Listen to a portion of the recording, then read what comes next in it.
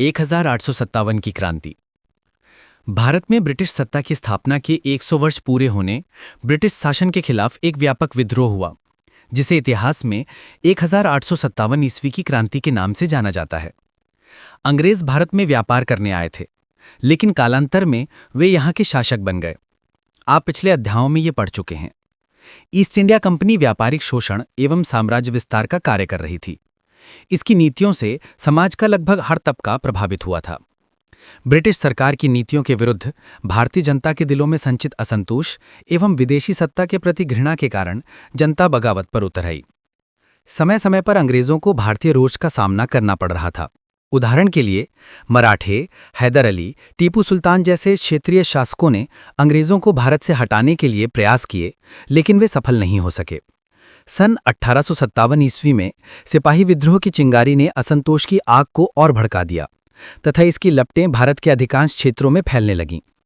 इस अध्याय में हम जानने का प्रयास करेंगे कि इस क्रांति की शुरुआत तो सैन्य विद्रोह के रूप में हुई, परंतु कालांतर में इसका स्वरूप बदलकर ब्रिटिश सत्ता के विरुद्ध एक जन विद्रोह के रूप में कैसे हो गया, जिसे भारत का पहला स्वतंत्रता संग्राम भी कहा जाता है।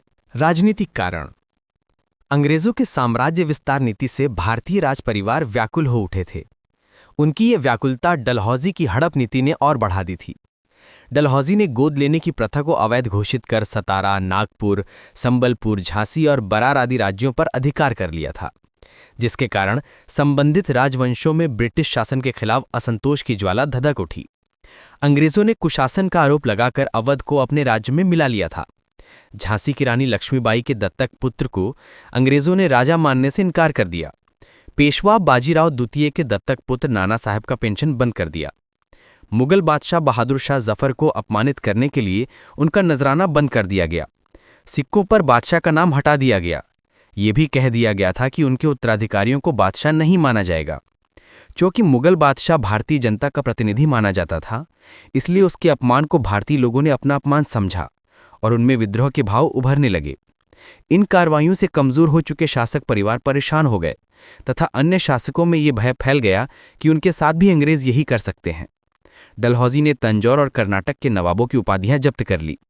देशी राजाओं की सेनाओं को भंग कर दिया गया, जिस कारण सेना में शामिल लाखों लोग रातों रात बेरोजगार हो गए और वे अंग्रेजों से बदला लेने के लिए आतुर थे।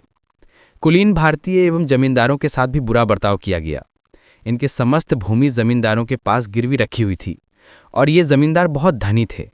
अंग्रेजों ने कानून द्वारा मही सिंह और बरार के जमींदारों की सारी जमीन छीन ली और यहीं का अंत था। अंग्रेजों ने जमींदारों का विश्वास खो दिया था। सामाजिक एवं धार्मिक कारण। कंपनी सरकार ने समाज सुधार के अनेक काम आरंभ किए। इन कार्यों से भारतीय सामाजिक जीवन में अंग्रेजों का हस्तक्षेप बढ़ गया था। सती प्रथा, नरबली को बंद करने तथा विधवा विवाह को बढ़ावा देने का कानून बनाया गया। यद्यपि ये कानून भारतीय समाज के लिए हितकर थे, लेकिन रूढ़िवादिता के कारण भारतीयों को लगने लगा कि अंग्रेज भारत में अंग्रेजी सभ्यता का प्रचार करना चाहते हैं। अंग्रेजी शिक्षा का प्रसार, स्त्री शिक्षा का प्रसार, रेल, डाक, तार आदि की व्यवस्था होने से उनकी आशंका और बढ़ती गई। 1856 ईस्वी में पारित विधेयक ने उनकी आशंका को और बल दिया। इस विधेयक के अनुसार ईसाई धर्म स्वीकार करने वाले व्यक्ति को अपनी पैतृक संपत्ति का हकदार माना गया। ऐसे समय में भारतीय सभ्यता, संस्कृति, भाषा एवं साहित्य के विकास के क्षेत्र में कंपनी द्वारा कोई प्रयास नहीं किए जाने से भारतीय बौद्धिक वर्ग भी कंपनी से नाराज हो गया। अंग्रेज अपनी नीति के अनुसार अधिकांश भारतीयों को ईसाई बनाकर भारत में अपने साम्राज्य को सुदृढ़ करना चाहते थे। इसी कारण वे ईसाई धर्म स्वीकार करने वालों को सरकारी नौकरी, उच्च पद एवं अनेक सुविधाएं प्रदान करते थे। अंग्रेजों की इस नीति ने हिंदू एवं मुसलमानों में कंपनी के प्रति घृणा भर दी थी। जब विद्रोह की शुरुआत हुई तो सभी नाराज लोग एकजुट हो गए। अंग्रेज अधिकारी भारतीयों के प्रति तिरस्कारपूर्ण दृष्टिकोण रखते थे एवं उनसे अपमानजनक व्यवहार करते थे।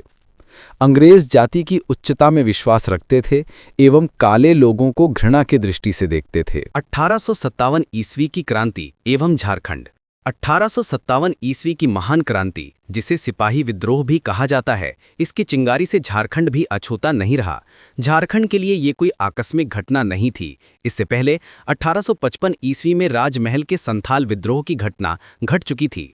झारखंड में 1857 ईस्वी की क्रांति के कारण लगभग वही थे जो राष्ट्रीय स्तर पर थे, लेकिन कुछ ऐसे भी गौण कारण थे जिसे यहाँ के आम लोग को विद्रोह के लिए प्रेरित हुए। कई वर्षों से चल रहे लोकप्रिय राजवंशों को हटाना, जागीरदारों की विशेषाधिकार समाप्त करना तथा जनजाति लोगों का शोषण जैसे कारणों ने विद्रोह की रूपरेखा तय कर दी। जनजातियों को अपने अस्तित्व पर खतरे का आभास हो रहा था। दानापुर कैंट में सिपाही एवं शाहबाद के जमींदार बाबू कुंवर सिंह के द्वारा किए गए विद्रोह की सूचना ने यहाँ के सैनिकों को विद्रोह करने के लिए प्रेरित किया। देखते ही देखते विद्रोह की आग देवघर, रामगढ़, चाईबासा, हजारीबाग, चतरा, रांची स्थित सैनिकों के बीच में फैल गई। कालांतर में सैनिकों को आम जनता का समर्थन मिलने लगा।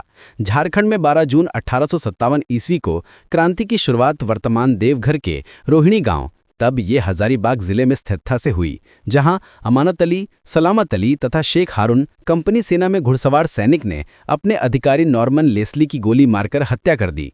उन तीनों सैनिकों को पकड़कर रोहिणी गांव में ही सरेआम फांसी दे दी गई थी। इसकी सूचना जैसे ही हजारीबाग में आई, यहाँ के सैनिकों ने 30 जुलाई 1857 ईस्वी को विद्रोह कर दिया। 2 अगस्त 1857 ईस्वी को रांची के डोरंडा छावनी में भी सैनिकों ने विद्रोह कर दिया।